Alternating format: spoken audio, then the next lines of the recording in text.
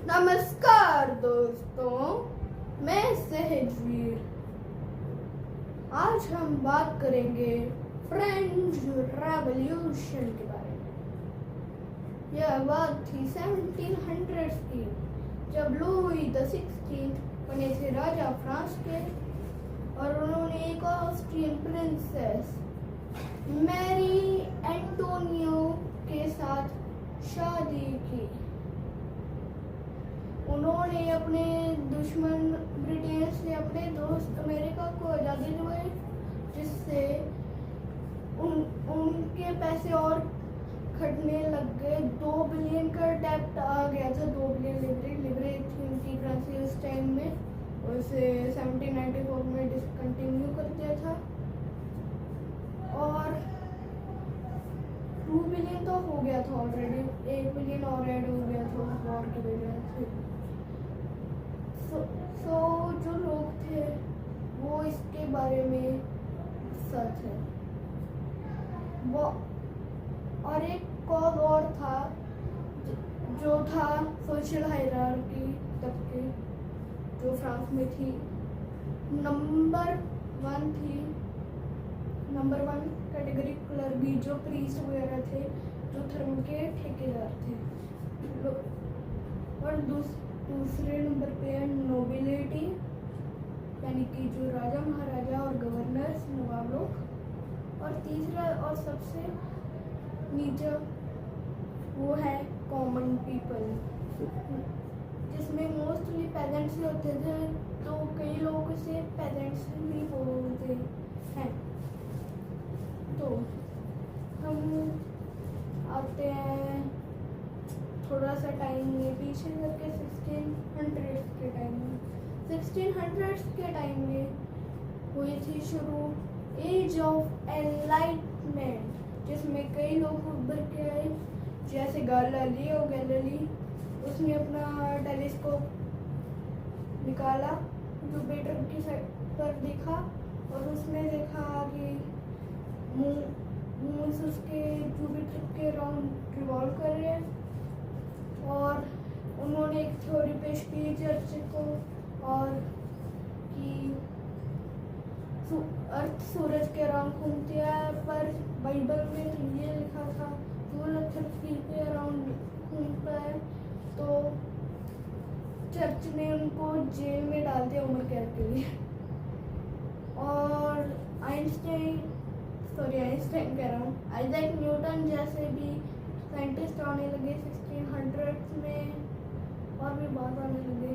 France की बात की जाए एज ऑफ एनलाइटमेंट में, उनमें भी बहुत रिफॉर्म्स आए। फ्रांस में लोगों को लगता था जो राजा महाराजा है वो गॉड के साथ चुने जाते हैं। पर जब अफेयर्स बारे पता चला, मारिया एंटोनिया लुई द 16 की वाइफ, वो सोचती इन अफेयर्स से कैसे होगी भगवान के चूज़न। उन्होंने दिमाग लगाया। जो गरीब लोग थे, जो इलिटरेट थे, वो भी सोचने लग गए, वो भी अपना दिमाग यूज करने लग गए थे। अब इतना तो समझ गए होंगे, तो आगे शुरू करते हैं। जो उस लड़ाई के कारण जो अमेरिका को आज़ादी दिलवाई थी, जो मैंने बताया, उस कारण बहुत पैसे कम हो गए थे। पर लुई द 16 अभी भी रहते थे उसमें, क्या बोलते हैं, लग्जरी।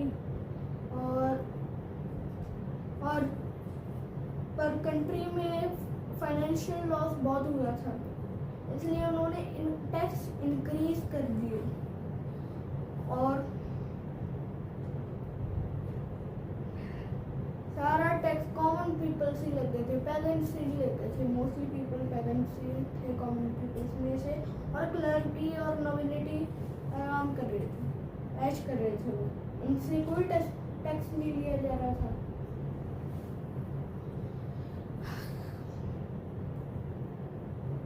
बाद में फ्रांस में उभर के आए फिलोसोफर्स एंड राइटर्स, जैसे कि मोंटेस्क्यू, रोजे एंड वोल्टेयर, जो अपनी राइटिंग्स में लिखते थे नोबिलिटी और क्लर्की के खिलाफ, उनकी यूल्स के खिलाफ।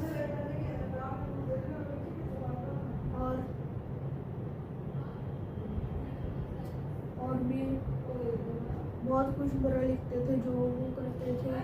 जो नए रूल होते थे बनाने के लिए वो राजा खुद नहीं बना सकता था।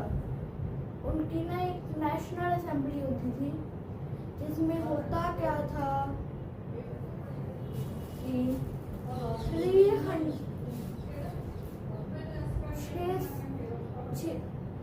जिसमें होता क्या था, हर 3 स्टेट के लोग चूज करते हैं, वोट करते हैं कि वो रूल बनाया जाए या नहीं।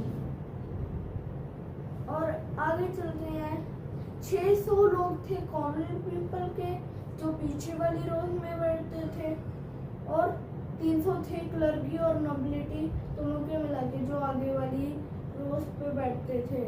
पर सारे ग्रुप्स का एक वोट होगा, पर जो मेंबर थे कॉमन पीपल के जो 600 के अराउंड थे, वो कहते हर एक मेंबर को वोट करने का अधिकार होना चाहिए। पर लुई द 16 ने ये नहीं माना, और बाद में जो फ्रेंच लोग थे असेंबली के लोग, उन्होंने अपनी खुद पार्लियामेंट बनाया अपना एक टेनिस कोर्ट में, पेरिस में, सच में एक टेनिस कोर्ट में, जो बना दिया सच में।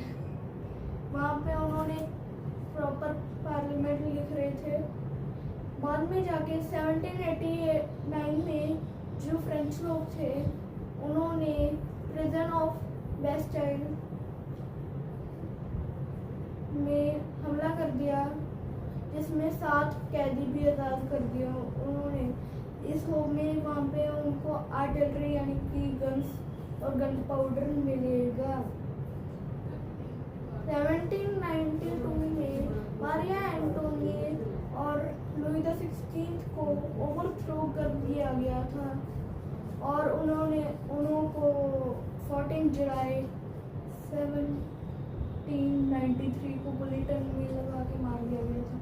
बुलेटिन उस टाइम की फ्रांस में एक तरह की एग्जीक्यूशन की टेक्निक होती थी, जो कुछ ऐसी होती थी, आपने देखा ही होगा मूवीज में, ऐसे हार्ट कर देते हैं और सिर ऐसे डाल देते हैं, बाद में ऊपर से एक ब्लेड आता है और ऐसे गला काट देता है। ये होता था उस टाइम में। बाद में एक ग्रुप आता है जिसका नाम था जेकबिन्स, वो पावर ले लेते हैं।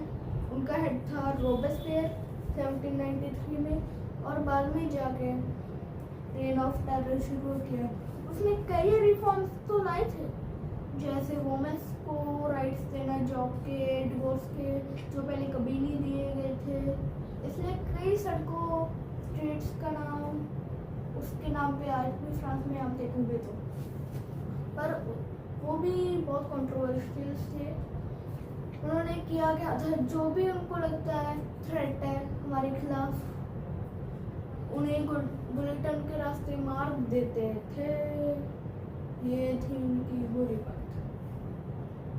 और उनको ये लगता था कि अब मोनार्की के जो मेंबर हैं उन्हें हटा दिया गया है और बाकी यूरोपियन देश इससे कुछ नहीं होंगे, तो वो अपने स्पाइस भेजेंगे या अटैक करेंगे। वो इतने ज़्यादा एंशियस हो गए थे, वो अपने लोगों को मारने लग गए सिर्फ शक पे। उन्होंने नोबल्स और क्लर्कीज को भी बहुत सारा को मारा, और चर्च की अथॉरिटी बहुत ही कम हो गई।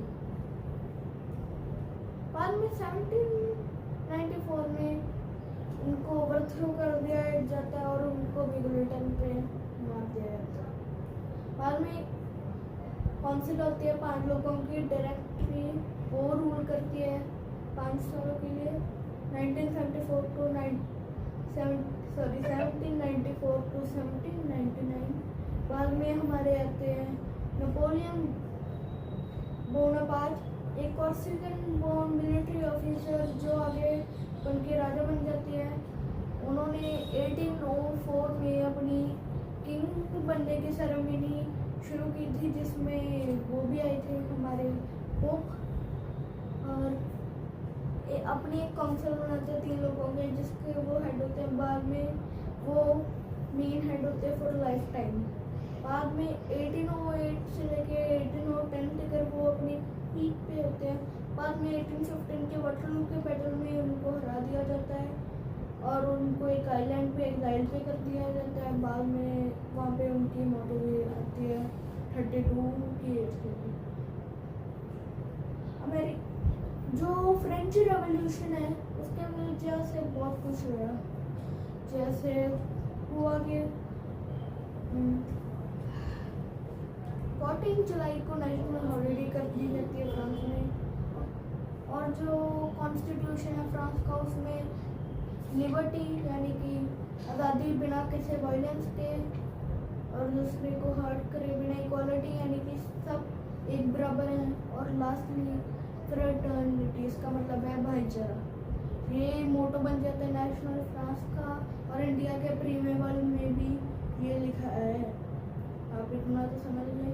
और कई सारे अपराइजिंग देखने को मिलते हैं यूरोप और बाकी देशों में फ्रेंच रेवोल्यूशन से इंस्पायर्ड हो गए। इनफैक्ट हमारे टीपू सुल्तान टाइगर ऑफ मैसूर भी इनसे इंस्पायर्ड थे। थैंक यू, आज के लिए इतना ही। अगली वीडियो में मिलते हैं।